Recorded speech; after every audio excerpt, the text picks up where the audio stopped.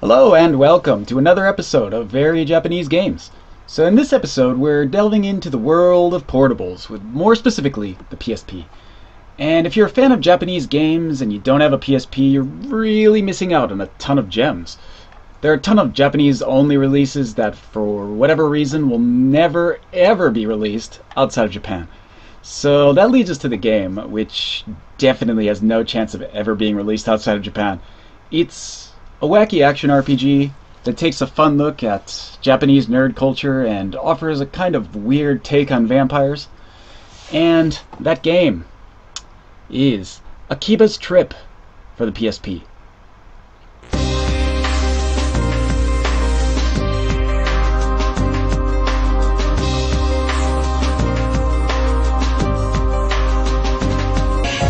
Akiba's Trip is an action RPG released in 2011 for the PSP, and it's developed by Acquire, who is probably most famous for the Tenchu series, maybe Way of the Samurai and Shinobi-Do also, but they also made the criminally underrated What Did I Do to Deserve This, My Lord games, which probably is another topic for another video.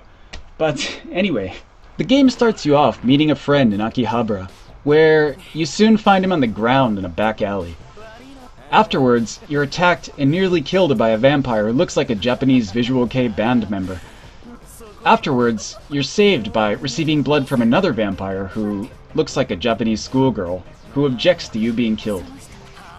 The girl vampire runs away when a sort of Akihabara neighborhood watch group shows up, accompanied by a government agent from a group called Nero that quickly takes you into custody. You wake up to find yourself stripped and tied to a chair, which may have hit on the first fetish this game might cater to. But I digress. You are quickly informed that you are a vampire, and that the organization Nero would like you to help them infiltrate the vampires and stop their devious plan. The plan, which is fully revealed later, involves turning otaku into weak vampires that can't leave their houses, essentially making them hikikomori. That is to say, someone who stays locked inside their room and never comes out for years at a time. You're then taken on as a sort of vampiric subcontractor for Nero, and team up with that Akihabara neighborhood watch group from earlier, which include a popular maid from a maid cafe, a junk computer dealer, an idol otaku, and an anime otaku. And from there, the real game begins. Obviously, the premise of the game is weird and wacky, but this is something Acquire is very aware of, and it's used to good effect. One of the first missions in the game is to learn the strip ability from a special strip teacher, which is the main way in which you dispatch of enemies. By stripping enough of their clothes away, your enemies will turn to ash or run away in embarrassment, depending on if they're a vampire or not. It's a basic fighting system at first, but through experience and upgrades that can either be purchased or learned through side missions, you'll learn combos, various special attacks, and even vampire powers such as blood-sucking and a bat form. The general idea is that you first fight with fists or weapons to weaken your enemy's clothes, and then, when the clothes get to a certain weakness level, you can strip them off. The weapons you use in the game are all Akihabara or otaku themed. You can get things like laptops and iPads, and anime goods, and cosplay props, and computer monitors, and various other weapons and weapon types. The fighting and strip mechanics of the game are actually pretty fun. Beyond the fact that the stripping is PG-13 risque, there is a certain satisfaction you gain from performing long combo strips on enemies. I really found myself getting into the fighting in the game much more than I thought I would. Maybe a little too much?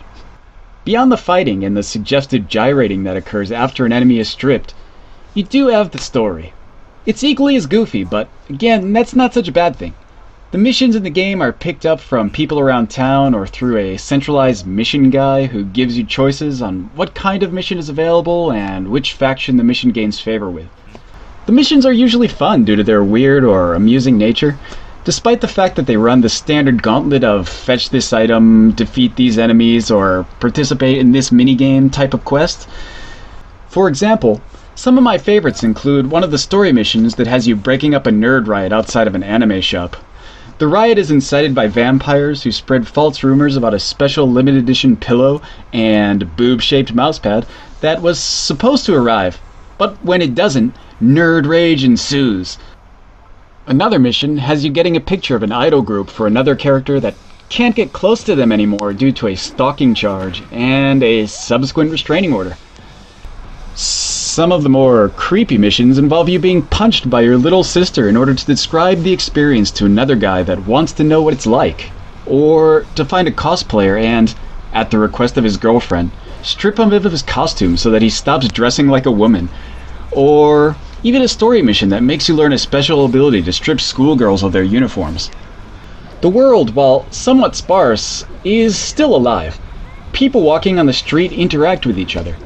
Maids try to get people into their cafes. People try to collect money for charities. Creepy cameramen stalk about until there is a perfect opportunity to slide under a female character's dress and take upskirt shots.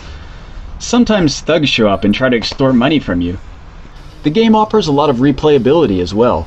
First, you have 3 branching paths to follow: the vampire path, the Nero path, and the Akiba or residence path.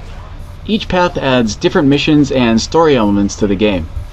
There are also collectible figures, special clothing removal techniques that let you take certain types of clothes, extra fighting styles, and other New Game Plus type content that encourages you to play through the game more than once. Overall, Akiba's Trip is a unique action RPG that focuses on 2 main topics: Japanese otaku culture and tearing the clothes off of vampiric enemies. It succeeds by offering an amusing story and a novel fighting system. The developers clearly understand the ridiculousness of the game's premise and embrace it wholeheartedly to produce a self-referential look at nerd culture and a weird and interesting take on vampires. If you like quirky and fun games, Akiba's Trip might be something you want to look into. Though, because it's an action RPG, it is a bit text-heavy for some quests, and in some cases it might be difficult to figure out where you're supposed to go or what you're supposed to do. But if you have the ability to match Japanese characters to Japanese characters on the map, you should be fine. It's not incredibly difficult, but you would miss out on a couple of story points. So this ends another episode of Very Japanese Games, and I just wanted to thank you guys, and until next time, keep on playing great games, no matter where you live.